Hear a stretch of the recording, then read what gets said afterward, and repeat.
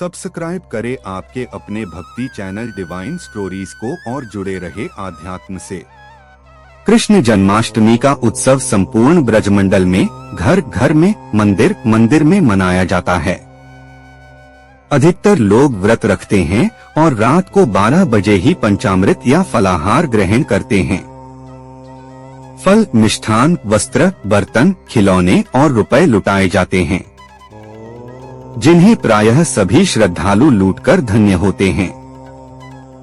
स्कंद पुराण के अनुसार जो व्यक्ति कृष्ण जन्माष्टमी व्रत नहीं करता वह जंगल में सर्प और व्याघ्र होता है।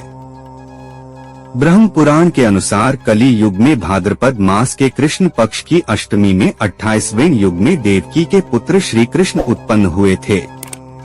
यदि दिन या रात में रोहिणी न हो तो विशेषकर चंद्रमा से मिली हुई रात्रि में इस व्रत को करें। भविष्य पुराण के अनुसार श्रावण मास के शुक्ल पक्ष में कृष्ण जन्माष्टमी व्रत जो मनुष्य नहीं करता वह क्रूर राक्षस होता है। केवल अष्टमी तिथि में ही उपवास कहा गया है। यदि वही तिथि रोहिणी नक्षत्र से युक्त हो तो जयंती नाम से संबोधित की जाएगी। पुराण का वचन है कि कृष्ण पक्ष की जन्माष्टमी में यदि एक कला भी रोहिणी नक्षत्र हो तो उसको जयंती नाम से ही संबोधित किया जाएगा, अतः उसमें प्रयत्न से उपवास करना चाहिए। तो चलिए अब सुनते हैं कथा। इंद्र ने कहा है, हे मुनियों में श्रेष्ठ, सभी शास्त्रों के ज्ञाता, हे देव, व्रतों में उत्तम उस व्रत को बताए जिस व्रत से मनुष्यों को मुक्ति लाभ प्राप्त हो तथा उस व्रत से प्राणियों को भोग व मोक्ष भी प्राप्त हो जाए। इंद्र की बातों को सुनकर नारद जी ने कहा, त्रेता युग के अंत में और द्वापर युग के प्रारंभ समय में निंदित कर्म को करने वाला कंस नाम का एक अत्यंत पापी दैत्य हुआ। उस दुष्ट व दुराचारी कंस की देवकी नाम की एक सुंदर बहन थी। देवकी के गर्भ से उत्पन्न 8वां पुत्र कंस का वध करेगा। नारद जी की बातें सुनकर इंद्र ने कहा, उस दुराचारी कंस की कथा का विस्तार पूर्वक वर्णन कीजिए। क्या यह संभव है कि देवकी के गर्भ से उत्पन्न 8वां पुत्र अपने मामा कंस की हत्या करेगा? इंद्र की संदेह भरी बातों को सुनकर नारद जी ने कहा, हे अदिति पुत्र इंद्र, एक समय की बात है, उस दुष्ट कंस ने एक ज्योतिषी से पूछा, मेरी मृत्यु किस प्रकार और किसके द्वारा होगी? ज्योतिषी बोले, हे दानवों में श्रेष्ठ कंस, वसुदेव की पत्नी देवकी जो वाक्पटु है और आपकी बहन भी है, उसी के गर्भ से उत्पन्न उसका 8वां पुत्र जो कि शत्रुओं को भी पराजित कर इस संसार में कृष्ण के नाम से विख्यात होगा, वही एक समय सूर्योदय काल में आपका वध करेगा। ज्योतिषी की बातों को सुनकर कंस ने कहा, हे दैवज, अब आप यह बताएं कि देवकी का 8वां पुत्र किस मास में किस दिन मेरा वध करेगा? ज्योतिषी बोले, हे महाराज, माघ मास की शुक्ल पक्ष की तिथि को 16 कलाओं से पूर्ण श्री कृष्ण से आपका युद्ध होगा। उसी युद्ध में वे आपका वध करेंगे। इसलिए हे महाराज, आप अपनी रक्षा यत्न पूर्वक करें। इतना बताने के पश्चात नारद जी ने इंद्र से कहा, ज्योतिषी द्वारा बताए गए समय पर ही कंस की मृत्यु कृष्ण के हाथ निःसंदेह होगी। तब इंद्र ने कहा, हे मुनि, उस दुराचारी कंस की कथा का वर्णन कीजिए और बताइए कि कृष्ण का जन्म कैसे होगा तथा कंस की मृत्यु कृष्ण द्वारा किस प्रकार होगी। इंद्र की बातों को सुनकर नारद जी ने पुनः कहना प्रारंभ किया, उस दुराचारी कंस ने अपने एक द्वारपाल से कहा, मेरी इस प्राणों से प्रिय बहन की पूर्ण सुरक्षा करना। द्वारपाल ने कहा, ऐसा ही होगा। कंस के जाने के पश्चात उसकी छोटी बहन दुखित होते हुए जल लेने के बहाने घड़ा लेकर तालाब पर गई। उस तालाब के किनारे एक वृक्ष के नीचे बैठकर देवकी रोने लगी। उसी समय एक सुंदर स्त्री जिसका नाम यशोदा था, उसने आकर देवकी से प्रिय वाणी में कहा, हे देवी, इस प्रकार तुम क्यों विलाप कर रही हो? अपने रोने का कारण मुझसे बताओ। तब दुखी देवकी ने यशोदा से कहा, हे बहन, नीच कर्मों में आसक्त दुराचारी मेरा ज्येष्ठ भ्राता कंस है। उस दुष्ट भ्राता ने मेरे कई पुत्रों का वध कर दिया। इस समय मेरे गर्भ में 8वां पुत्र है, वह इसका भी वध कर डालेगा, क्योंकि मेरे ज्येष्ठ भ्राता को यह भय है कि मेरे अष्टम पुत्र से उसकी मृत्यु अवश्य होगी। देवकी की बातें सुनकर यशोदा ने कहा, हे बहन, विलाप मत करो, मैं भी गर्भवती हूँ। यदि मुझे कन्या हुई तो तुम अपने पुत्र के बदले उस कन्या को ले लेना। इस प्रकार तुम्हारा पुत्र कंस के हाथों मारा नहीं जाएगा। तदंतर कंस ने अपने द्वारपाल से पूछा, देवकी कहाँ है? इस समय वह दिखाई नहीं दे रही है। तब द्वारपाल ने कंस से नम्रवाणी में कहा, हे महाराज, आपकी बहन जल लेने तालाब पर गई हुई हैं। यह सुनते ही कंस क्रोधित हो उठा और उसने द्वारपाल को उसी स्थान पर जाने को कहा जहां वह गई हुई है। द्वारपाल की दृष्टि तालाब के पास देवकी पर पड़ी। तब उसने कहा कि आप किस कारण से यहाँ आई हैं? उसकी बातें सुनकर देवकी ने कहा कि मेरे घर में जल नहीं था, मैं जल लेने जलाशय पर आई हूँ। इसके पश्चात देवकी अपने घर की ओर चली गई। कंस ने पुनः द्वारपाल से कहा कि इस घर में मेरी बहन की तुम पूर्णतः रक्षा करो। अब कंस को इतना भय लगने लगा कि घर के भीतर दरवाजों में विशाल ताले बंद करवा दिए और दरवाजे के बाहर दैत्यों और राक्षसों को पहरेदारी के लिए नियुक्त कर दिया। कंस हर प्रकार से अपने प्राणों को बचाने के प्रयास कर रहा था। एक समय सिंह राशि के सूर्य में आकाश मंडल में जलाधारी मेघों ने अपना प्रभुत्व स्थापित किया। भादो मास की कृष्ण पक्ष की अष्टमी तिथि को घनघोर अर्धरात्रि थी। उस समय चंद्रमा भी वृष राशि में था। रोहिणी नक्षत्र बुधवार के दिन सौभाग्य योग से संयुक्त चंद्रमा के आधी रात में उदय होने पर आधी रात के उत्तर एक घड़ी जब हो जाए तो श्रुति स्मृति पुराणोक्त फल निःसंदेह प्राप्त होता है। इस प्रकार बताते हुए नारद जी ने इंद्र से कहा, ऐसे विजय नामक शुभ मुहूर्त में श्री कृष्ण का जन्म हुआ और श्री कृष्ण के प्रभाव से ही उसी क्षण बंदी गृह के दरवाजे स्वयं खुल गए। द्वार पर पहरा देने वाले पहरेदार राक्षस सभी मूर्छित हो गए।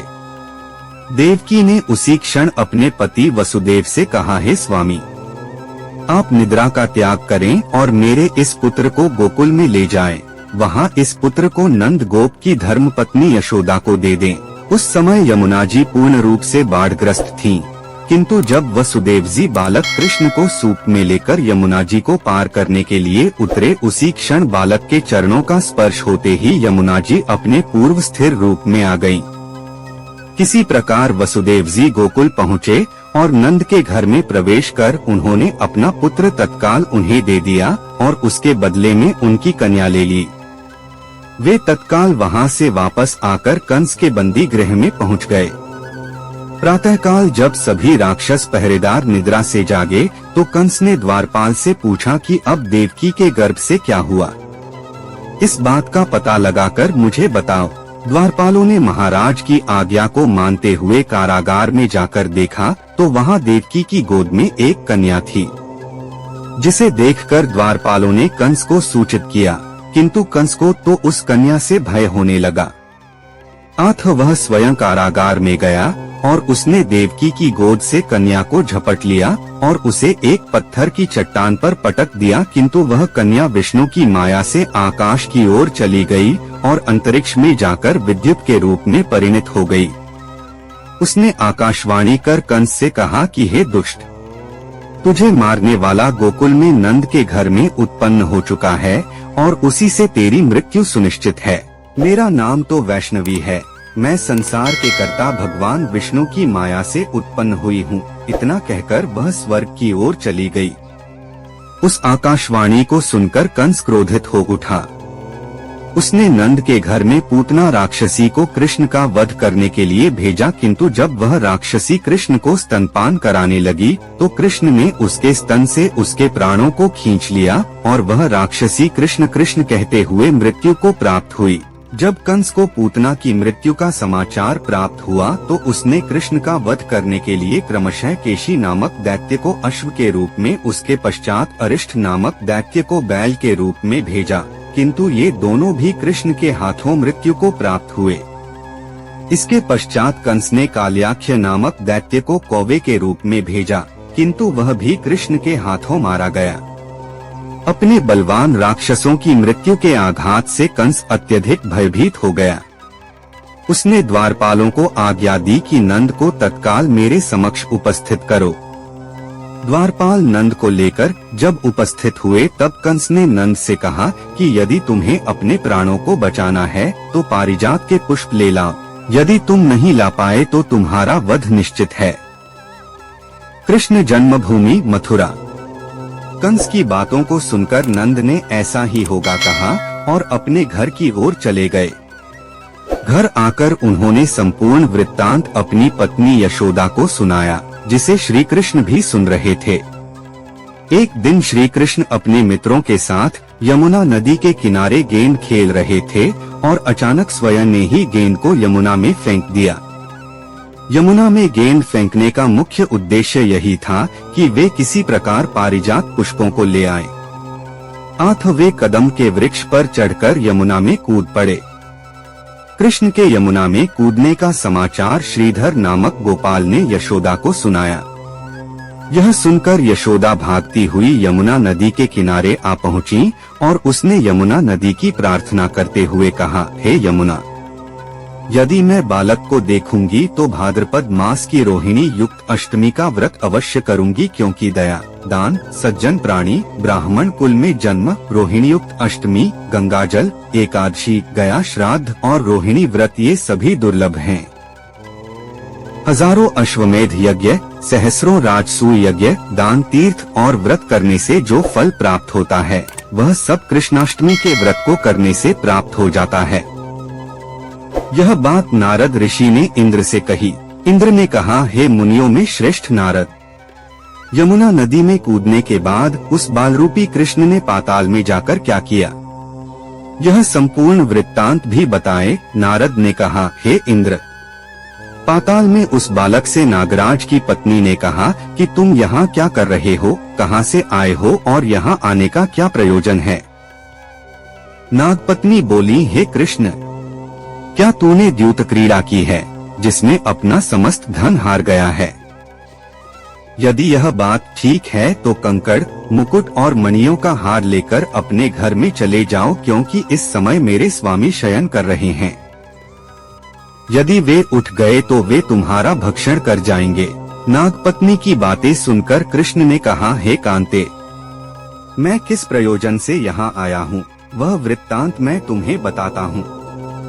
समझ लो, मैं कालिय नाग के मस्तक को कंस के साथ द्यूत में हार चुका हूँ और वही लेने मैं यहाँ आया हूँ। बालक कृष्ण की इस बात को सुनकर नागपत्नी अत्यंत क्रोधित हो उठीं और अपने सोए हुए पति को उठाते हुए उसने कहा, हे स्वामी, आपके घर यह शत्रु आया है, अतः आप इसका हनन कीजिए। अपनी स्वामिनी की बातों को सुनकर कालिया नाग निद्रावस्था से जाग पड़ा और बालक कृष्ण से युद्ध करने लगा। इस युद्ध में कृष्ण को मूर्छा आ गई। उसी मूर्छा को दूर करने के लिए उन्होंने गरुड़ का स्मरण किया। स्मरण होते ही गरुड़ वहां आ गए। श्री कृष्ण अब गरुड़ पर चढ़कर कालिया नाग से युद्ध करने लगे और उन्होंने कालिया नाग को युद्ध में पराजित कर दिया। अब कालिया नाग ने भली भांति जान लिया था कि मैं जिनसे युद्ध कर रहा हूँ वे भगवान विष्णु के अवतार श्री कृष्ण ही हैं। अतः उन्होंने कृष्ण के चरणों में साष्टांग प्रणाम किया और पारिजात से उत्पन्न बहुत से पुष्पों को मुकुट में रखकर कृष्ण को भेंट किया। जब कृष्ण चलने को हुए तब कालिया नाग की पत्नी ने कहा, हे स्वामी, मैं कृष्ण को नहीं जान पाई। हे जनार्दन, मंत्र रहित, क्रिया रहित, भक्ति भाव रहित मेरी रक्षा कीजिए। हे प्रभु, मेरे स्वामी मुझे वापस दे दें। तब श्री कृष्ण ने कहा, हे सर्पिणी, दैत्यों में जो सबसे बलवान है उस कंस के सामने मैं तेरे पति को ले जाकर छोड़ दूंगा, अन्यथा तुम अपने घर को चली जाओ। अब श्री कृष्ण कालिया नाग के फन पर नृत्य करते हुए यमुना के ऊपर आ गए। तदंतर कालिया की फुंकार से तीनों लोग कंपायमान हो गए। अब कृष्ण कंस की मथुरा नगरी को चल दिए। वहां कमल पुष्पों को देखकर यमुना के मध्य जलाशय में वह कालिया सर्प भी चला गया। इधर कंस भी विस्मित हो गया तथा कृष्ण प्रसन्नचित्त होकर गोकुल लौट आए। उनके गोकुल आने पर उनकी माता यशोदा ने विभिन्न प्रकार के उत्सव किए। अब इंद्र ने नारद जी से पूछा, हे महामुने, संसार के प्राणी बालक श्री कृष्ण के आने पर अत्यधिक आनंदित हुए।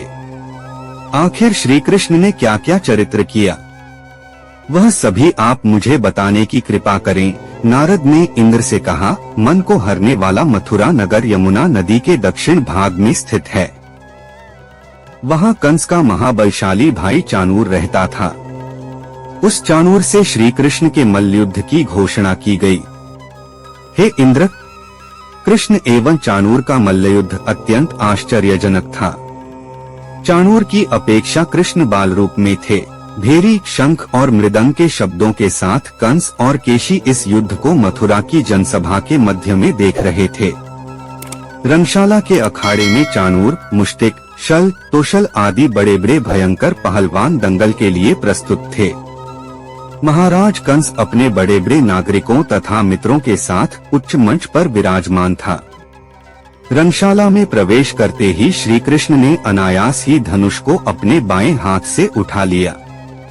पलक झपकते ही सबके सामने उसकी डोरी चढ़ा दी तथा डोरी को ऐसे खींचा कि वह धनुष भयंकर शब्द करते हुए टूट गया।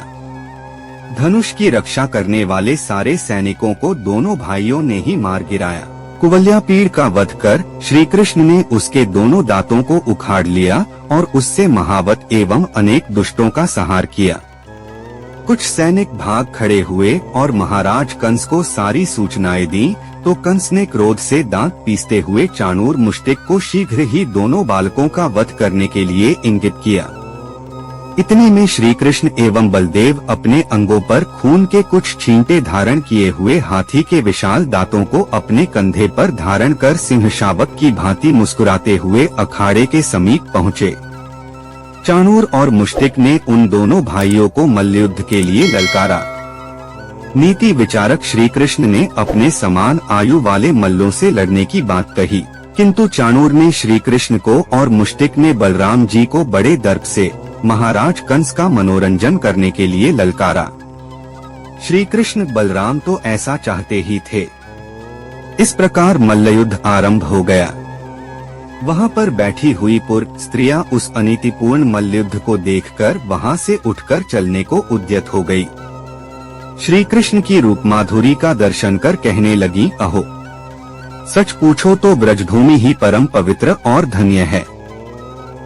वहाँ परम पुरुषोत्तम मनुष्य के वेश में छिपकर रहते हैं। देवादिदेव महादेव शंकर और लक्ष्मी जी जिनके चरण कमलों की पूजा करती हैं, वे ही प्रभु वहाँ रंग बिरंगे पुष्पों की माला धारण कर गौओं के पीछे पीछे सखाओं और बलराम जी के साथ बांसुरी बजाते और नाना प्रकार की क्रीड़ाएं करते हुए आनंद से विचरण करते हैं। श्री कृष्ण की इस रूपमधुरिमा का आस्वादन केवल ब्रजवासियों एवं विशेषकर गोपियों के लिए ही सुलभ है। वहाँ के मयूर, शुक, सारी, गौएं, बछड़े तथा नदियाँ सभी धन्य हैं। वे स्वच्छंद रूप से श्री कृष्ण की विविध प्रकार की माधुरियों का पान करके निहाल हो जाते हैं। अभी वे ऐसी चर्चा कर ही रही थीं कि श्री कृष्ण ने चाणूर और बलराम जी ने मुष्टिक को पछाड़कर उनका वध कर दिया। तदंतर कूट, शल, तोशल आदि भी मारे गए। इतने में कंस ने क्रोधित होकर श्री कृष्ण, बलदेव और नंद, वसुदेव सबको बंदी बनाने के लिए आदेश दिया, किंतु सबके देखते ही देखते बड़े वेग से उछलकर श्री कृष्ण उसके मंच पर पहुंच गए और उसकी चोटी पकड़कर नीचे गिरा दिया तथा उसकी छाती के ऊपर कूद गए, जिससे उसके प्राण पखेरु उड़ गए। इस प्रकार सहज ही कंस मारा गया। श्री कृष्ण ने रंगशाला में अनुचरों के साथ कंस का उद्धार किया। कंस के पूजित शंकर जी इस रंग को देखकर कृतकृत्य हो गए, इसलिए उनका नाम श्रीरंगेश्वर हुआ।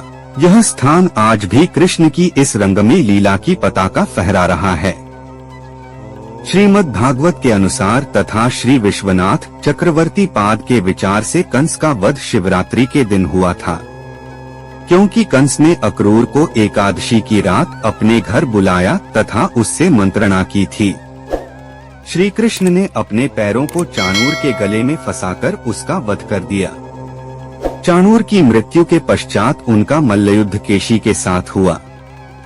हे इंद्र, उसी क्षण श्री कृष्ण ने गरुड़, बलराम तथा सुदर्शन चक्र का ध्यान किया जिसके परिणामस्वरूप बलदेव जी सुदर्शन चक्र लेकर गरुड़ पर आरूढ़ होकर आए।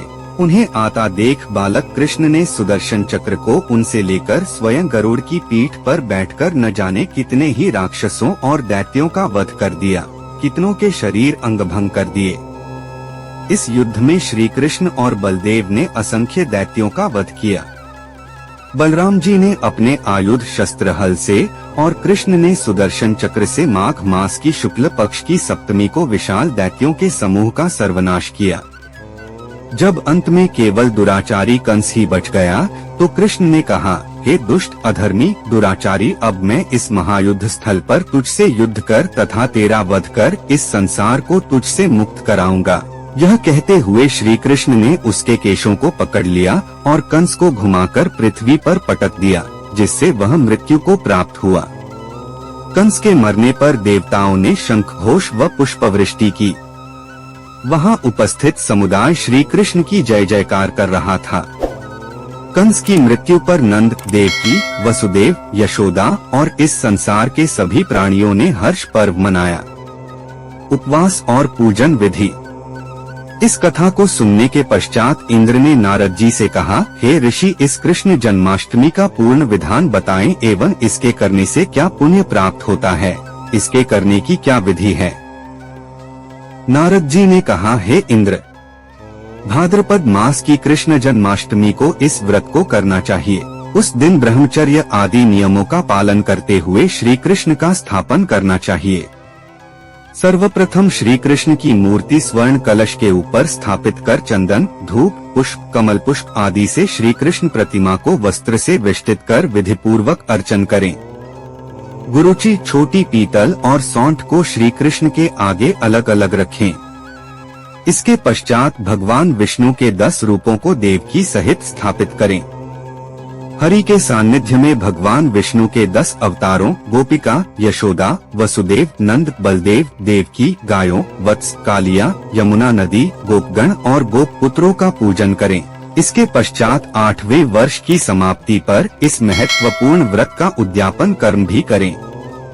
यथाशक्ति विधान द्वारा श्री कृष्ण की स्वर्ण प्रतिमा बनाएं। इसके पश्चात मत्स्य कूर्म इस मंत्र द्वारा अर्चनादि करें। आचार्य ब्रह्मा तथा 8 ऋत्विजों का वैदिक रीति से वरण करें। प्रतिदिन ब्राह्मण को दक्षिणा और भोजन देकर प्रसन्न करें। पूर्ण विधि।